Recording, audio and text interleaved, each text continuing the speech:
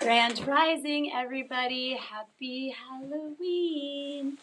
It's such a fun time of year. Welcome, everybody, to the People's Congregation of Shakers and Movers. I'm Sandy, and I'm here with Matt for Rise Up Breathwork, which is our weekly offering to the community to take a moment to stop and smell the roses or the falling leaves, whatever the case may be. I'd love to just open today by saying that I have been really enamored by the, that's my phone, really enamored by the sound of the falling leaves. And I've been really like hyper focused on meditating lately under this amazing tree in my backyard, and just sitting there and listening to the sound of the leaves rustling and then falling. It's just such a magical time of year. And then, of course, there's the candy, right? Like, who doesn't love candy? So I always think of Halloween as like the beginning of really like the holiday season and the hustle and bustle that we're all about to embark on. Doesn't it always feel like it goes for like Halloween and then it's like Thanksgiving? And then it's like, oh God, now it's Christmas, you know? So I'm just trying to really embrace like slowing down. Super excited that I started a meditation class on Sunday, which has been great because it's really helping me tie in this whole idea that energy, vibration, and frequency truly is everything, which is, again, what we worship here at the People's Congregation.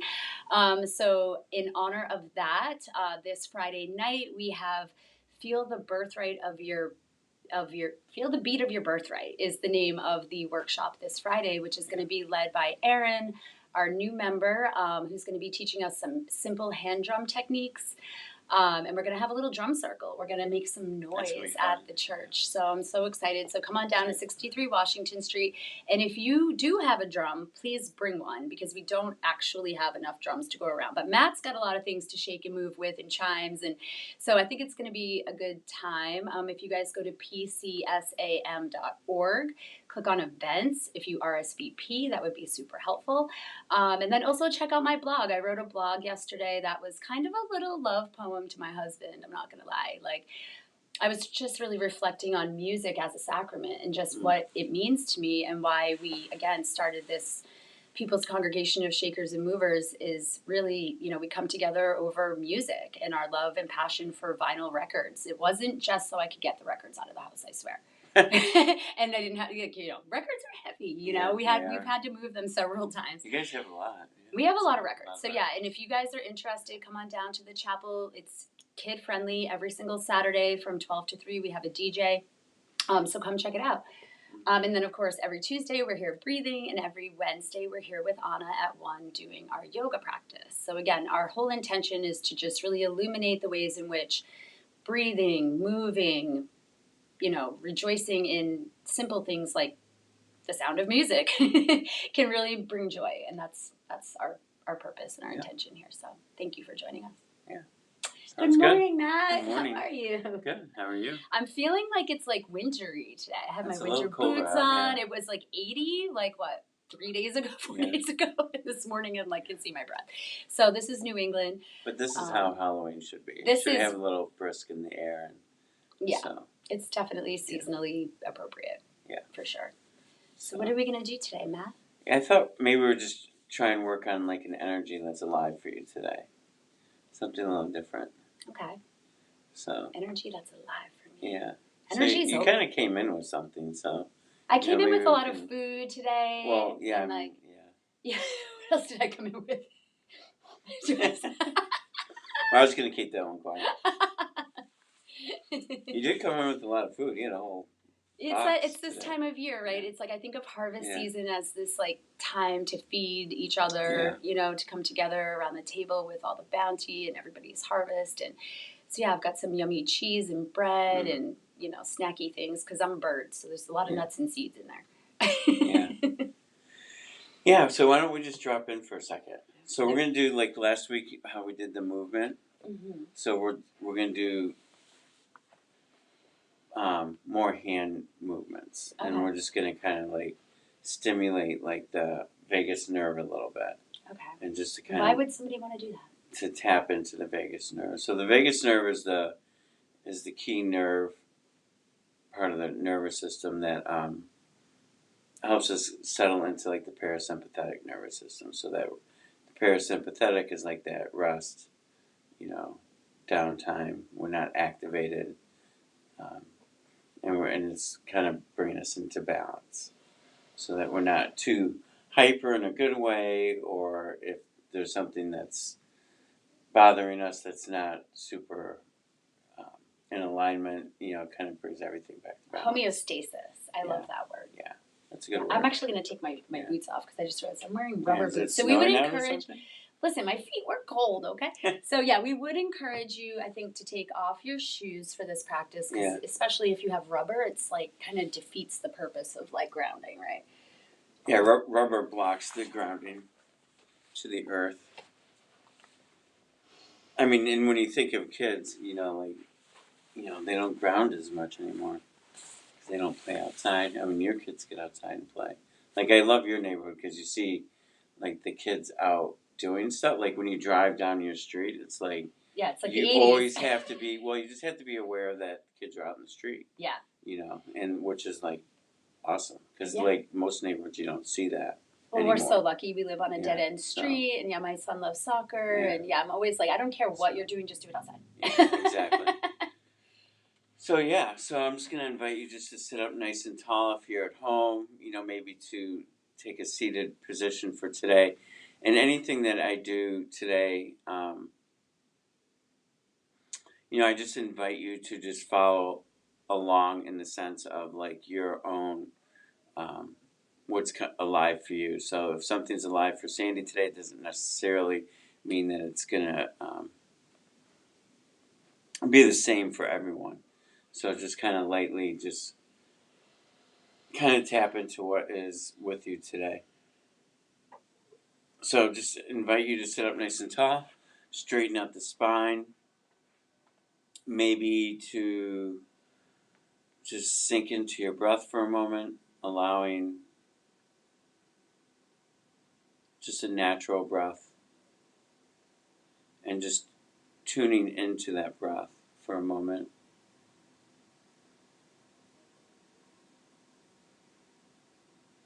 And maybe just feel the system, maybe feel the chest relax, maybe the shoulders drop. Maybe stop holding your breath. And just let the breath fall into like a little dance. A rhythm, a pattern, relaxing.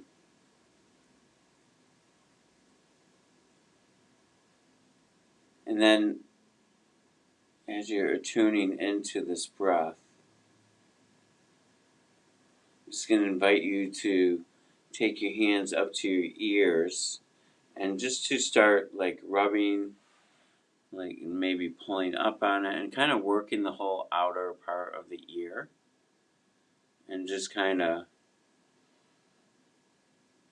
That feels good. Yeah, and this is the vagus nerve. If you have a dog, if you go like to the scalp and the corner of the ear and start rubbing that for a dog, that actually releases some beautiful chemicals for them.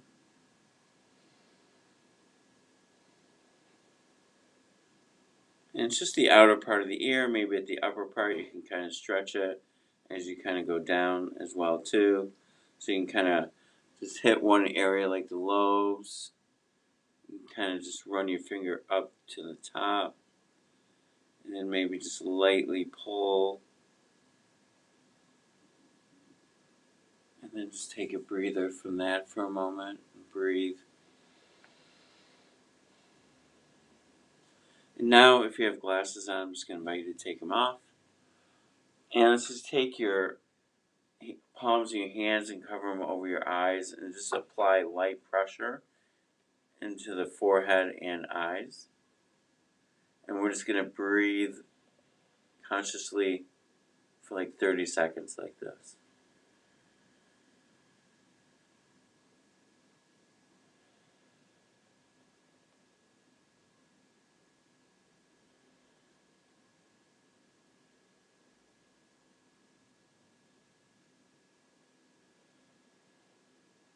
Just allowing yourself to settle into it.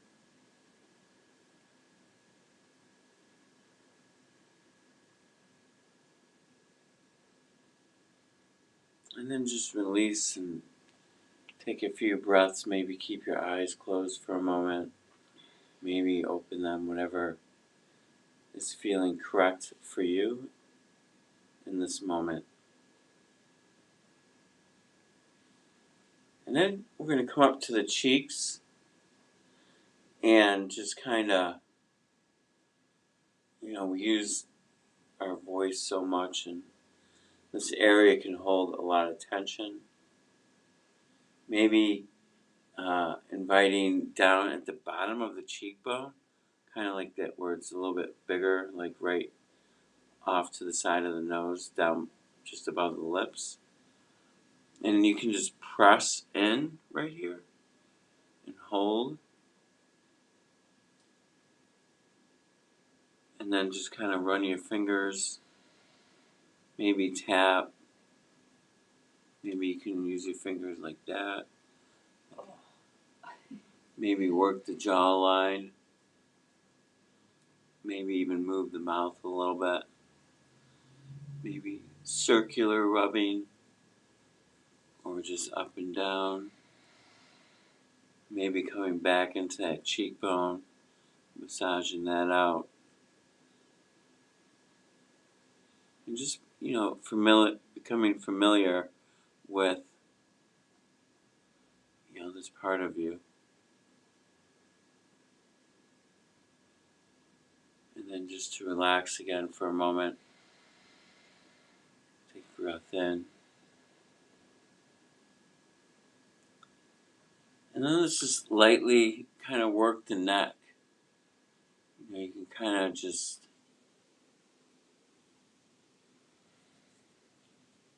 work from the upper part and massage coming down. Maybe do finger tapping. Also getting behind the neck.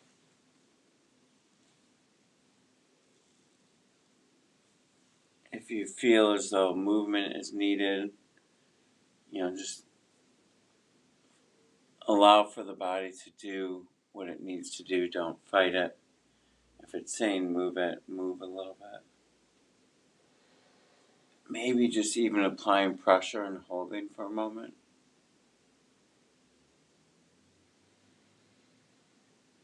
And just breathing into that.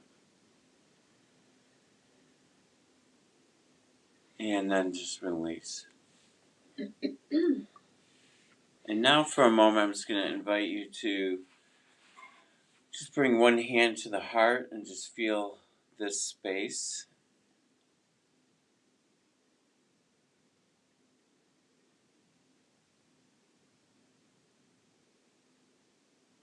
Breathing into this space of the heart, this cavity. And just breathing any way that you need to.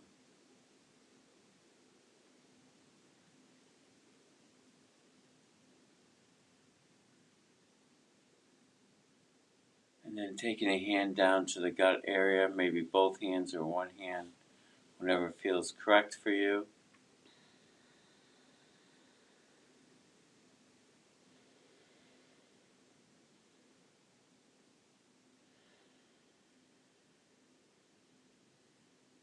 And then let's just do one hand on the gut, one hand on the heart.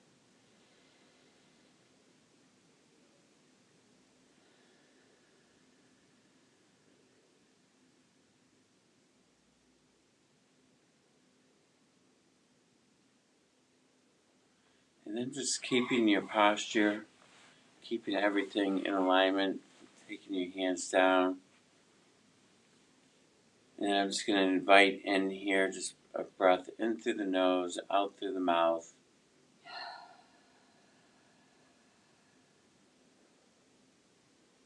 Allowing for yourself to track the breath, allowing for the breath to guide you into the body a little bit.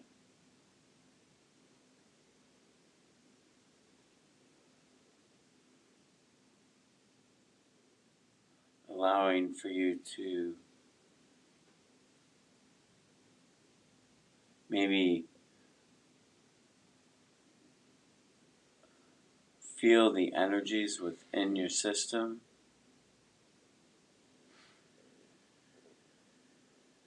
Maybe discovering a little bit more balance than what you had a few moments ago. And just maintaining that breath in through the nose, out through the mouth.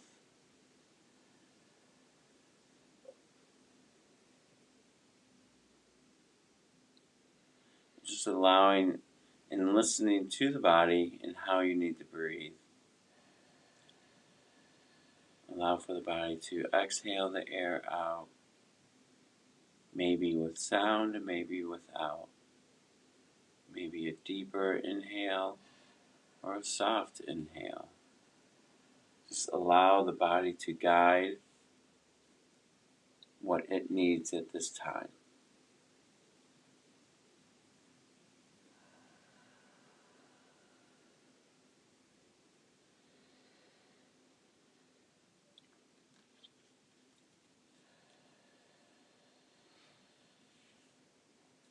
And on your next inhale, I'm just going to invite that you pull it all the way up to the crown and for a hold. Hold it as long as you can, and then on the exhale, just let everything go.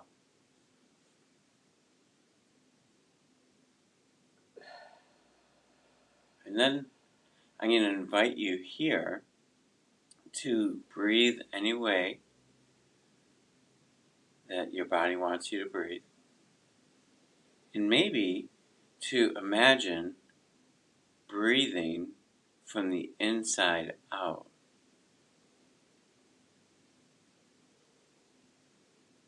Imagine breathing from the inside energies out.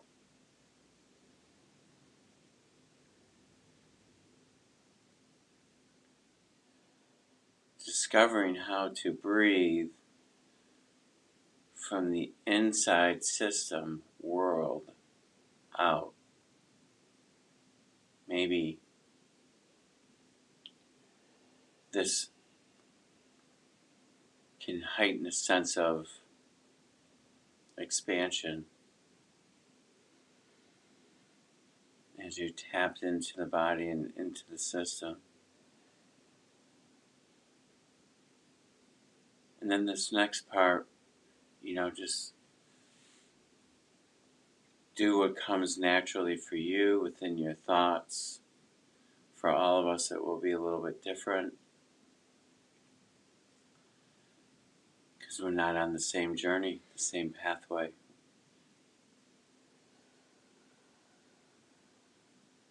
And then as you're sinking into the Sandy, maybe feeling a little bit more balanced, maybe the energy systems are a little bit more open. And I just invite you to allow for any thoughts to arise within the mind, and then to maybe feel into it and bring the thought into the body and where it is within your system. And just like you can speak out loud, or if you don't want to share something, you keep it to yourself. And everyone at home, we're just discovering what's alive for you today. There might be maybe just one thing that's really super at your forefront right now, or maybe there's a few things. So just allowing for the mind to recognize where you are right now.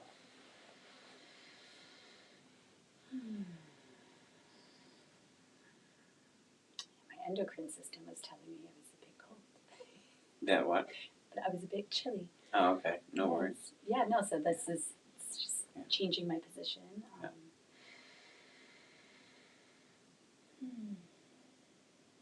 And how are you feeling today? How's the system? I feel good. I feel very aligned and ready for whatever's next that's going to be thrown at me today. I feel mellow. I feel calm. I feel happy. I feel peaceful. And then are there any energies in there or situational type stuff It's maybe something that's alive within your system that's kind of present. Well, there's just like an excitement, Yeah. I've tried to lately shift the idea of anxiety into the idea of energized excitement and forward moving energy and how that can be harnessed instead of, because again, living in the try instead of the why. Okay. Yep. So that frequency is definitely in me, this excitement of, the kids are going to get home and we're going to go have this adventure and the sun is out today, which is a blessing. And just excited. Okay. Nice. Yeah, so just maybe breathe in. So maybe just breathe into that excitement of like what today is. And maybe just feel into that. Allow for the system to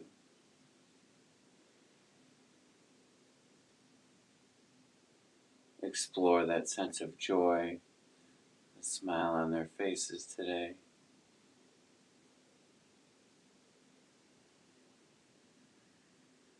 Maybe just feeling into the comfort and the excitement of just seeing so many people dressed up, having a little bit of fun with life,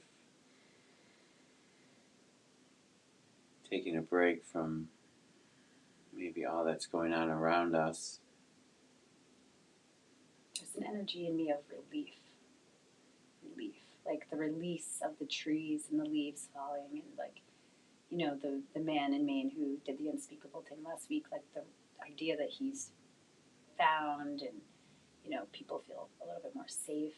I think this week, and like the collective, hopefully in general, is feeling a little bit of relief of, we can go out and we can have fun and we deserve it. Joy is what we're here for. I think why we're here. So I like that energy of relief and like, things are going to be okay. Yeah, so just feel into that for a moment. Maybe breathe a little bit deeper in if you want.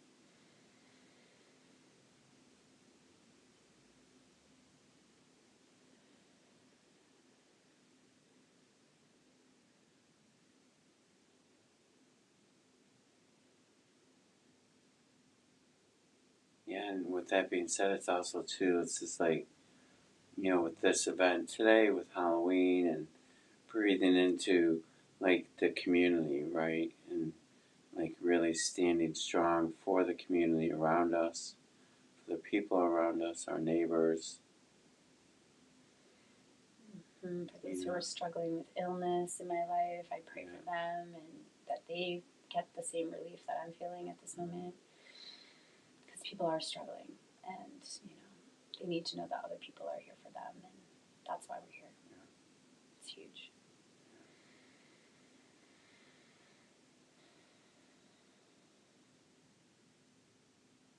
Yeah, just breathing into this comfort. And sometimes for those of you out there who maybe are struggling or things are just really not sitting well, sometimes too it's like, have you ever felt like that energy where it's just everything stops? Mm. Mm-hmm. And it's almost like a type of surrender. Mm. And it's just like, because we just don't know where to go anymore. Surrendering to the flow. Yeah. That's one of my favorite things to use as a mantra. Yeah. Really. It's a great mantra, right? Surrender to the flow. Yeah. To all that I don't know, because something is happening, right? Yeah. So you have to just kind of be part of it, or otherwise resistance is a lot more energy, So I think that's a great word for today too. Surrender as the leaves fall, and surrender and go back to Mother Earth, compost, and become another tree. Yeah, exactly. Or food, or something else. Grass. Yeah, and as we discover like these different energies that are at play, when we maybe feel that balance, play with the nervous system, the vagus nerve, by doing simple exercises, tuning in, attuning to the breath, attuning to the body. and maybe discovering these energies, not just while you're watching this or in a breathwork piece or whatever that thing may be, but can we discover this and help us when we're on our own? And all of a sudden we feel that maybe discomfort, or maybe I'm not feeling safe. And then just to kind of tap into this energy. You know, I sometimes feel like our system is almost like a TV set. And even though I don't watch television and haven't had a television in God knows how long, but, you know, we can attune and change the channel, right? And so, and as we discover, like, with breathing, with the stuff that we do here on this podcast or breathcast, and these different tools that come into play with discovering different energies, like, can we just change the channel and tap into it, like when we need it? Like maybe we're on a channel where we really don't want to feel or watch, right? Like the scanner. Yeah, you know, like, you know, a lot of people's energy was a little feeling maybe unsafe last week, and can we tap in? And as stuff arises with stuff that maybe there's not much that we can do, but what kind of energy do we want to put out to the world? Do we want to put in the energy of anger and frustration and sadness and depression?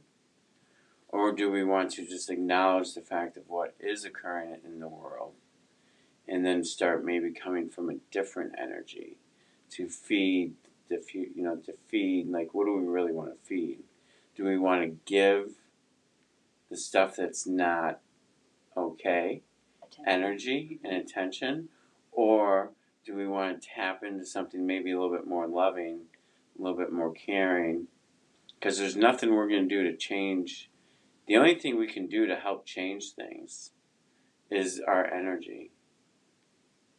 And so it's either we're going to stay in a lower vibrational energy with whatever that thing may be, and there's many different things going on around this area, around the country, around the world. So what energy are we going to give this stuff? I think we should start thinking of energy as currency, because currency and frequency have the same vibration. And if you think about it, why do we say pay attention?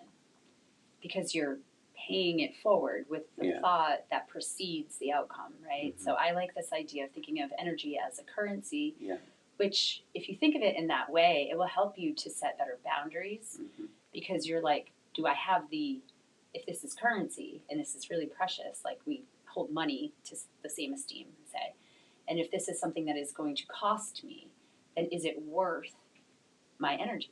Right. What is the worth? What is the value, right? If we start thinking of our energy as having a real true value, then we can kind of reshape and then it also helps, I think, with that frequency of guilt, because if you're like feeling bad that you couldn't go to that party because you didn't have the energy to the next day have that hangover, or you have an important class that you need, sort of shift from guilt to it's a gift to give to yourself to retain your energy. Think of it as investing in yourself, if we're going to keep talking in financial terms, right? Yeah.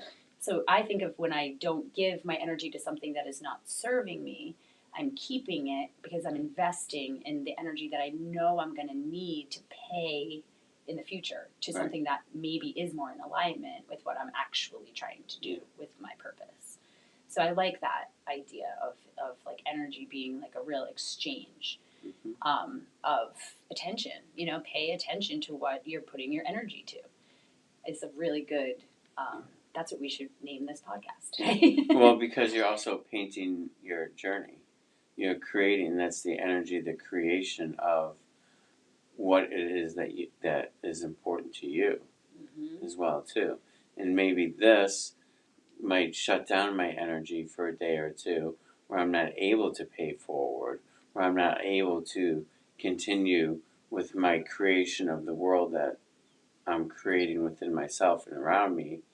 And I think with that also maybe comes like that permissioning, like allowing ourselves to permission ourselves to do certain things too, maybe so that we can stay within that vision of what we want to create and the energy of what we're going to put out into the tomorrow, into today. And I think permission is a big piece of that too, because I think a lot of times, like I've had a few discussions with people in the last couple of days where, they're wanted to stop something that wasn't necessarily bad for them, or not to do something like what you just said, and they're just and they feel really guilty. They set this lower vibrational energy without being able to pay forward because they know they don't want to do this and it's not right now. It's not right for them now, right? But then all of a sudden the words keep it low, right?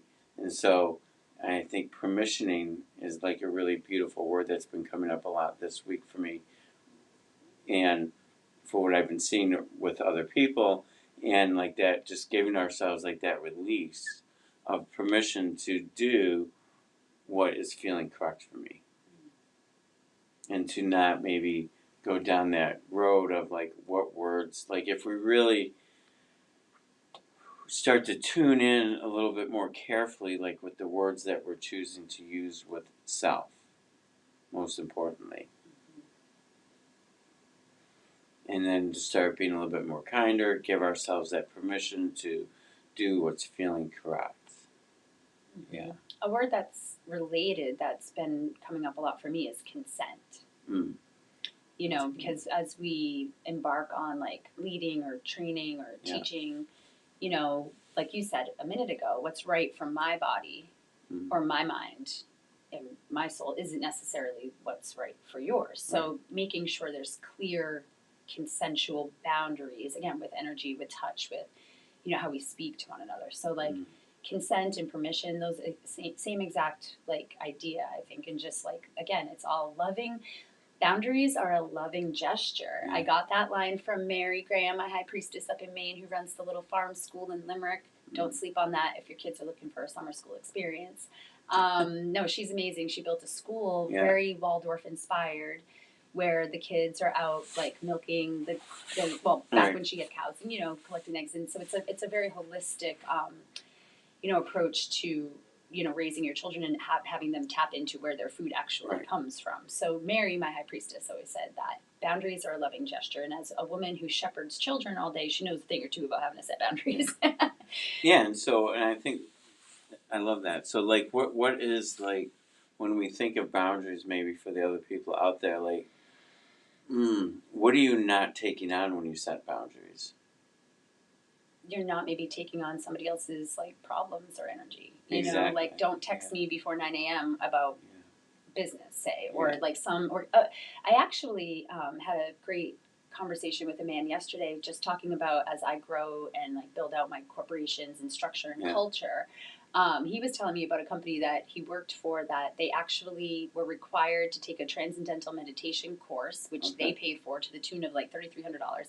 And then they had built in 20-minute meditation breaks 2 times a day. It's not a coffee break, a meditation break. And I was just like, wow, what a great boundary. Like if you want to work for me, like, because again, that might not be everybody's cup of tea, but then go work for somebody else. So they set that boundary that like we all believe in this culture that taking those 20-minute pauses is going to result in a new energy and frequency that is going to be beneficial, So I thought that was an interesting type of example of a boundary that was set up by a company to be like, if you want to work here, awesome. You got to stop and meditate. And I was like, wow, that's really inspiring, So I think boundaries can come in many forms, but that was just like a really clear example of one that I could think of off the top of my head. Yeah, it's so beautiful because it's maybe like as you get caught up in the workday too, or whatever it is that you're doing with your day, and all of a sudden we're taking on maybe too much energy of the work,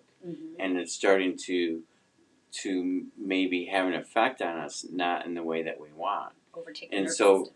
yeah, and so by taking that like moment to like consciously, tune into the body, tune into the breath, and just kind of take that like sigh of relief almost, like just let it out, like okay, just let the system kind of rework itself for a second, and then we're coming back with maybe releasing that energy, and maybe not taking it on so much. And I think like, and that's a beautiful example, even like what's going on too around the world, because like how much of that energy are we taking on, and do we really want to be taking that on? I do want to add that 20 minutes isn't even necessary. Like I'm learning in my new course, it's called Meditation for Everyday Life, that it's really, 2 to 5 minutes sometimes is all that's. It can be 20 seconds. It can be 20 seconds. And I think like this is like, people set up this expectation, or I've heard so many people, oh, I can't meditate.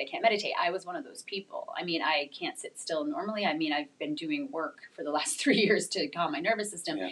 But I think if you position it more like you can find these moments in your everyday, like maybe you're just standing there waiting for your coffee to brew. Yeah. And instead of like mindlessly wondering when it's going to be done, you can mindfully pause and make it a morning meditation. Like think of just simple acts, things that we're already kind of robotically doing. Right. There's my darn phone. I knew that was going to happen. I love the idea of, sorry about that. Yeah. This is like number 1 podcast rule. Make sure your phone is silent. Yeah. But yeah, I think like just kind of like teaching our community and thinking about this and talking about this in a way that's like you can meditate. Like don't cast that spell on yourself like I did. Like I can't do that. Don't say that about yourself. Don't say that about my friends. Because you can do it for 30 seconds. You can do it for 5 minutes, and it will make a difference. It doesn't have to be in a setting where you're paying a teacher or paying for a class, or if you do have the hour in the morning and you do have 20 to 30 minutes, please breathe, meditate. All of these things are just going to help you show up with the energy that is going to be more representing like your true purpose. Right. And I think too, that's why I also bring up so much like breathe into your different moments throughout the day, which is the same thing, because it's like the pause in the day. Before, and it can be, if you have 5 minutes, beautiful. If you can take 2 breaths that are just very focused. And I think like too, like the word meditation, I think can also bring about fear for people, because what is meditation? We talked about this in our class the other day, and so I always thought of it as just like the art of being, or just, but really they had a specific definition for it, but it's basically just allowing yourself to observe your thoughts and have them be able to come and go, and not without judgment. Yeah. And just to receive and be. So it's, I guess the definition is slightly different for everybody. But I wish I had the answer that the teacher gave us. Yeah. Well, I think no, but that's what we did in the beginning today. Yeah. Right. So we just allowed for a thought to come up, and then kind of tuned into the body.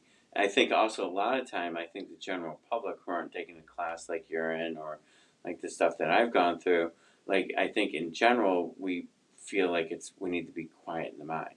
It's more like observing your thoughts, being the observer of, and then becoming a witness to your thoughts. A witness to your thoughts. Yeah. So, but I think a lot of people feel like it's about quieting the mind. Right. Right. And so it's like, well, I can't effing quiet my mind. Are you serious? Like I got this going on, and a lot of times it might be future stuff, or we're caught up in the past. So like, and so this method of becoming a witness and an observer is the key, and being able to like, should we practice that? I do this all the time with you guys, regardless if you realize it or not. But we have a few minutes. So, yeah, we do. Yeah. So let's just close your eyes for a minute, and I just invite you to breathe in through the nose and out through the mouth. And just, maybe even just briefly even talking to your thoughts. Like you can also have a conversation with it very briefly. And so as you're breathing, just go ahead and allow for something to come up that maybe you need to do today. And then just even, you can say things like, I acknowledge that you're here. I hear you. And maybe then breathe into it and see and check in with where you feel it. And then just release it on the out breath. And if you need to take a second out breath, then take another one. And just let this energy go. Maybe even allowing for another thought to come up. You can just let one come up. Acknowledge the thought. You could also be like something like this, like, I know you're here. This is not I can't work on you right now. I need to set you aside and I'll come back to you after dinner tonight. Or after this meeting. But right now, I have to acknowledge that you're here, breathe into you, feel it, and let you go for now. Knowing that I'll come back to you later. Because how much of the time are we doing something, but we're also worried about this meeting or this thing, whatever the thing is that's coming up in the future, and then our mind is there in the future instead of what we're actually doing right now. And so this is like learning to become a witness to the thoughts, and we can speak to them too. Like we can have that conversation. Because I think that can help us to learn how to maybe become a little bit more still. Maybe to discover that, oh, I can quiet the mind down a little bit. Oh, I can maybe not press on the accelerator and have the mind start going 80 miles an hour with this thing. I can release it, permission it, acknowledge it, knowing that, I'll come to it when it's time for it, whatever that thing is. And so I think, as we learn this process of becoming a witness, maybe learning to meditate. I personally don't like that term, meditate, because of how people view it, and it brings up fear and questioning. I just like to use, but everyone's different, so everyone uses what they want to use. I just like to think of it like, let's just breathe into the system for a second. Let's just relax our system down. Let's maybe just acknowledge and become that witness to the thoughts and start tuning into what it is and then bringing it into a balance without it overtaking our moments, our day. Maybe because a lot of times, like, especially with families, right? Like, you're attuning to something and that you're focused on. Maybe you're having a discussion with your husband, and then one of the kids chimes in, and then we get upset, right? And maybe we say something that is maybe not the most pleasant, or maybe we rush it, or maybe it's not, being cautious of the words. So it can be like we can take a quick pause, just like with the breath, and become that witness of the thought. So the thought could be even the child interrupting this conversation, right? And a lot of times too, it's like that child has a need that needs to be met, and maybe doesn't fully comprehend, even though they've been told 1,000 times, don't interrupt, right? But so how can we maybe make this a more beautiful experience for everyone, where maybe the child maybe even understands it deeper, right? And we can maybe just go over and place our hand on their head, hand on their shoulder, hold their hand for a second, and just let them know, like, just like talking to our own thoughts too, and calming that down. Just like touch your daughter or your son for a second, give them that contact that you're here, I hear you, but just let them know that I need 5 minutes and I'll be right with you. But sometimes just that the touch can be almost like helping to show that you're here, that you can hear them, you're stable, you're standing strong, and you can see them, but at the same time, you let me have this moment. And I think sometimes touch and bringing more awareness, and just like with our thoughts and how we deal even with people around us and with kids in particular, it can be really difficult. So I think sometimes we could even rethink how we're kind of mix matching, especially with children or with other adults that maybe are like children, and how can we maybe discover, like, within our own mind, of the acceleration of the wheel turning super fast or the kid turning super fast, because it can all be the same thing really, and how we attune to it and how we acknowledge it and then how we respond to it. Yeah, that's a beautiful thought. I think what a big thing that I'm hearing and feeling is like everybody's rushing all the time. Rush. Thing to thing. Yeah. Like, oh God, where's your shoe? Oh geez, let's go. Yeah. So, and I'm guilty as anybody of that. And so I really appreciate that, because I have like pretty severe ADHD. So like if the TV's on or the radio's on and somebody's whistling and another kid is singing, and then Nate wants my attention and like my phone's going off, and the kids, that's the other thing. The kids are competing with like these cell phones, and the parents who are really hyper distracted. So I'm hearing like rushed, and distraction is so much a part of our equation right now as parents.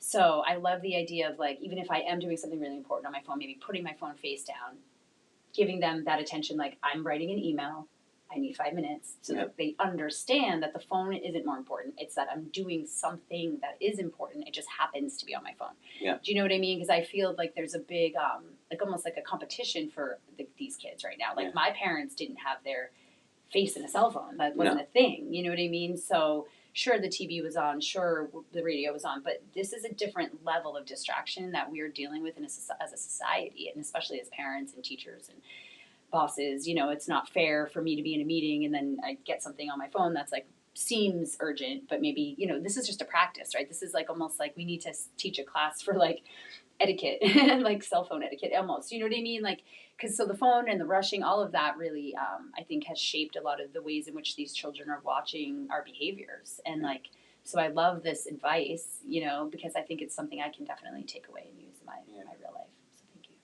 Yeah, just to even, and that's why I think like when we can start bringing in like that consciousness to our breath for a moment, and like and maybe it's not even the phone. It could be so many different things. I remember having a recent conversation with my brother, and when we were talking about our parents, and because we lost both of our parents in the last couple of years, and stuff comes up, and he was just like, boy, I really remember like once they started drinking. Like you don't go in the room. Like you don't go in there to disrupt them, because that's like the drink and the TV time, and to disrupt that, similar to the cell phone, even though we didn't have it back in those days, but we knew like it was not a good time. We can't be held, we can't be heard, we can't be seen. That was the time of children should be seen and not heard. Yeah. And so, but not even seen either. Yeah, not even seen. Yeah. And so. But I think too, like as we tune into maybe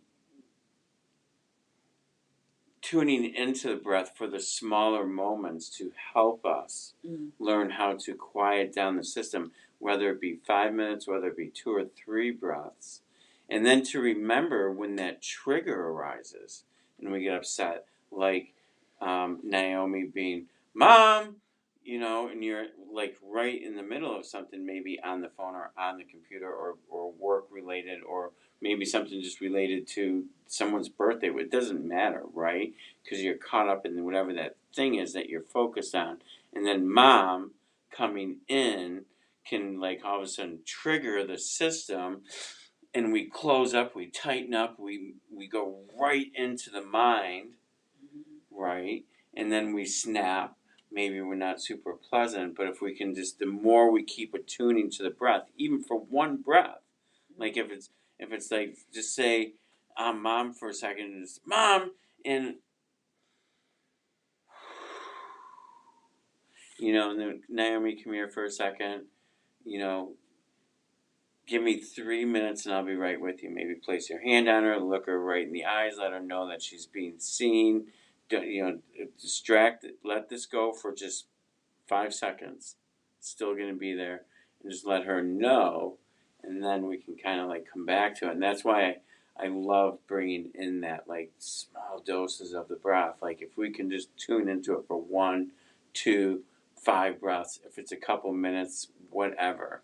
But then we start training our system to have a different reaction to things that might close us up and tense us up.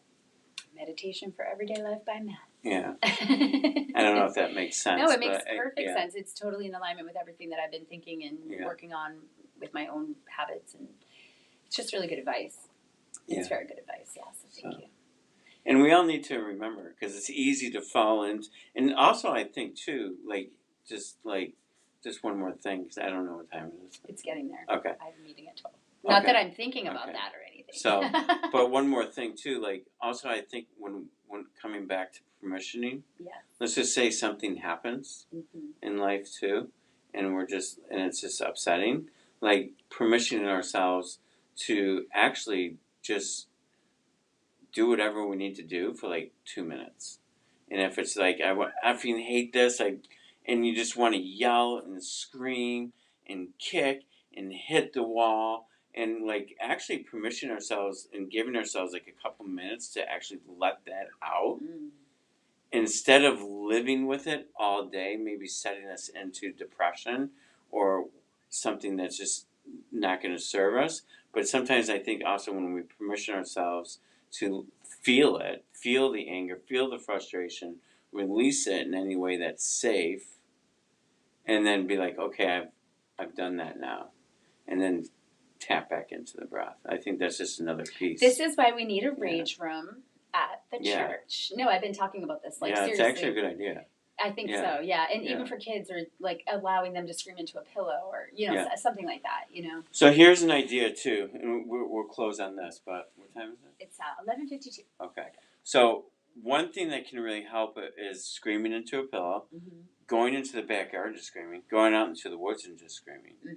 Also, another really good thing, if you don't have a punching bag or anything, is actually pushing against the wall as hard as you can and trying to push it over. Oh, that's a good one. And that's another really good one, especially with kids and adults. If you just really need to let something go, really push. Yeah. Because they're not going to push the wall down, I hope. Right? But so we're just kind of let it go on that. But find those little moments maybe within yourself, just an invitation to start exploring a little bit deeper. And I know I bring this up all the time, I think. So. Yeah, I love that. Yeah. I love that. Well, thank you, Matt. I encourage you all today to go find a tree and look up and watch the relief and the release that is fall, that is nature, that is happening all around us. And I hope that you all have a peaceful Hallows Eve. Or Halloween. Have a safe Halloween, and